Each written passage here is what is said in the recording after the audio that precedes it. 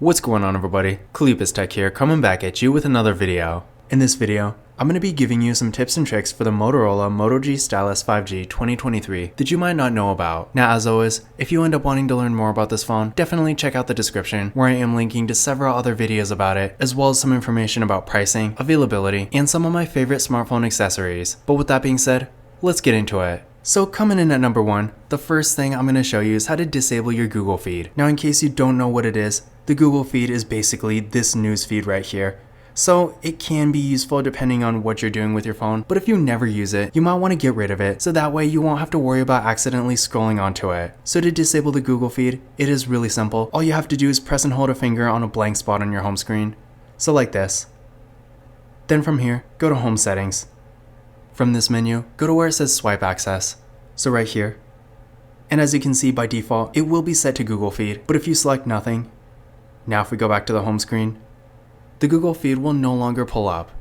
The next thing I'm going to show you is how to show or hide your battery percentage on the status bar. Now by default, as you can see, next to the battery icon, the percentage will not show up. And keep in mind, if you want to leave it like this, but you still want to see where your battery percentage is at from time to time, first of all, on the default widget, as you can see, it is right here, so all you really have to do is go to your home screen. In addition to this, if you ever swipe down from the top, the battery percentage will always be here no matter what. But if you do want it to be up here full time, what you can do is go to Settings.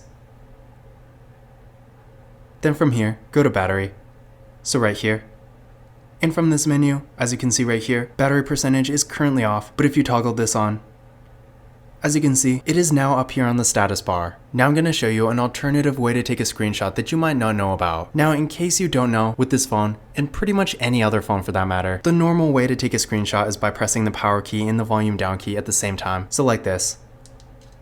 And there we go. Pretty easy. But in addition to this, another way to take a screenshot is by putting 3 fingers on your screen like this. Hold for just a second, and there we go. So definitely a nice shortcut, and while pressing the buttons is really not that hard, it's always nice to have multiple ways to do it. And keep in mind, this feature is on by default, so you don't have to do anything to enable it. But if for some reason it's not on your phone, or maybe you want to disable it, what you can do is go to your settings. From here, go to Gestures, so right here. And then from this menu, go to 3-finger screenshot. So again, as you can see, it is currently on, but if you ever want to disable it, that's all you gotta do. And again, one more time in case you missed it, to take a screenshot with this feature enabled, all you have to do is put 3 fingers on your screen and hold it for just a second. So like this. And there we go. Now we're gonna take a look at the peak display. Now in case you don't know what it is, the peak display is basically like an always on display. Essentially, it's pretty much halfway between the lock screen and the display actually being off. So to get to it, lock the display, tap on it,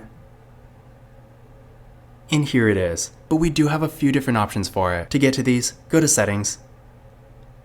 Then from here, go to Display. From this menu, go to Peak Display. So right here. And then from here, you can disable it, so if you go like this, the peak display will no longer turn on. But in addition to this, if you go to Settings, you can also customize it further. So you can change the clock style. So a few different options here.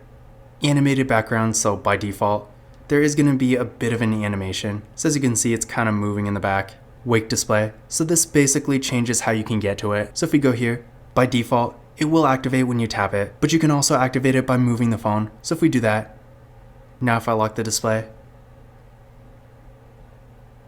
and there we go. And then vibrate on touch, safe reply, and you can also block notifications from certain apps. So not a ton of stuff here, but definitely a few options. Now I'm going to show you how to make a screen recording. To start off, swipe down twice from the top, so 1, 2, and now we're in the quick menu. By default, the screen record button is going to be somewhere in here, usually on the 3rd or 4th page. So for me, it's right here. Tap on this button. It's going to have this note, hit start. There's a countdown right here. And that's pretty much it. There is a toolbar here, so you can draw, change the color. Audio by default will be on, but you can have it record the system sound, microphone, both, or mute it. You can also have it record kind of a selfie video.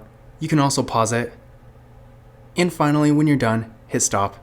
And it's going to save right to your photos. So as you can see, and that's pretty much it.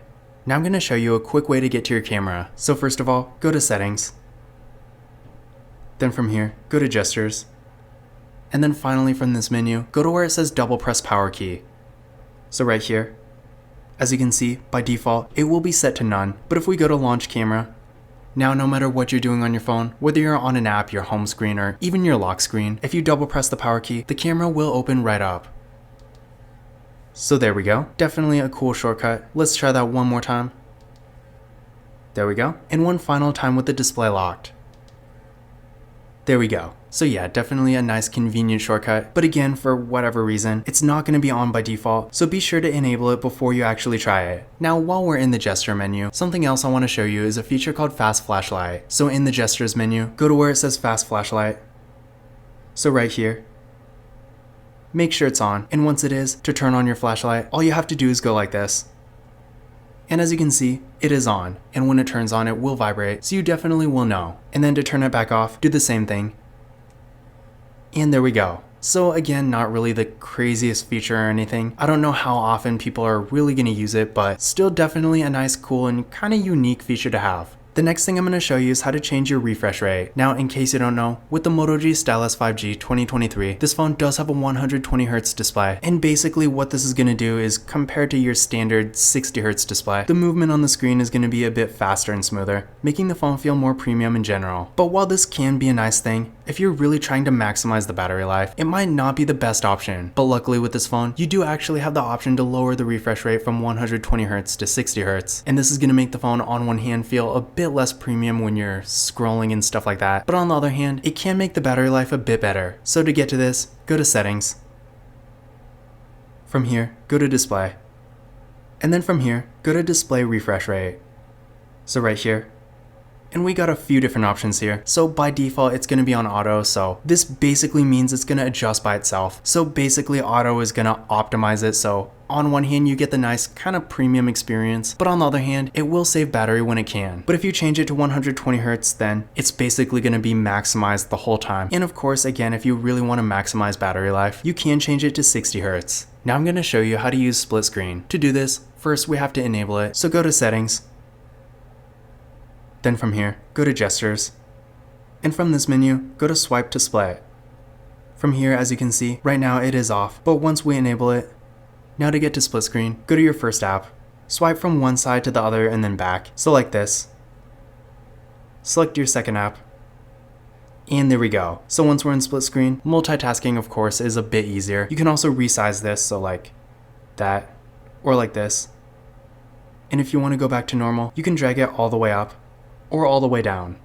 And then finally, the last thing I'm going to show you is how to use one-handed mode. Now keep in mind, depending on whether you're using button navigation or gesture navigation, this is going to be slightly different, but starting with button navigation, what you're going to do is go to Settings. From here, go back to Gestures. And from here, go to one-handed mode. So as you can see, you can't use the normal one-handed mode with button navigation for whatever reason. But regardless, if you do want to use button navigation, but you also want to use one-handed mode, what you can do is activate the one-handed mode shortcut. So if we go like this, as you can see, we got this little button right here. So now all you have to do is press it. And as you can see, it's going to be a bit easier to use with one hand. And honestly, I will say compared to like Samsung, for example, it's not as cool. It doesn't make like a perfect little mini display on the side, but it gets the job done if you're just trying to do something with one hand for a second. So it still is a nice feature to have. In addition to this, if you don't necessarily want to pull the screen down like that, you can also have it open the notification tab. So if we go like this, tap this button one more time, and there we go. If you're using gesture navigation, if we go into one-handed mode, as you can see, it is going to be on like normal, so you don't need the shortcut. All you have to do is swipe down right above the navigation bar, so like this. And there we go. And let's do it for the notifications. So pretty cool. But this concludes my tips and tricks video for the Motorola Moto G Stylus 5G 2023. Again, if you want to learn more about this phone, definitely check out the description where I am linking to several other videos about it, as well as some information about pricing, availability, and some of my favorite smartphone accessories. But that's it for this video. If you enjoyed it and found it useful, be sure to give it a thumbs up and hit that subscribe button. Don't forget to follow Kalipis Tech on Twitter and Instagram. And as always, I will see you in the next video.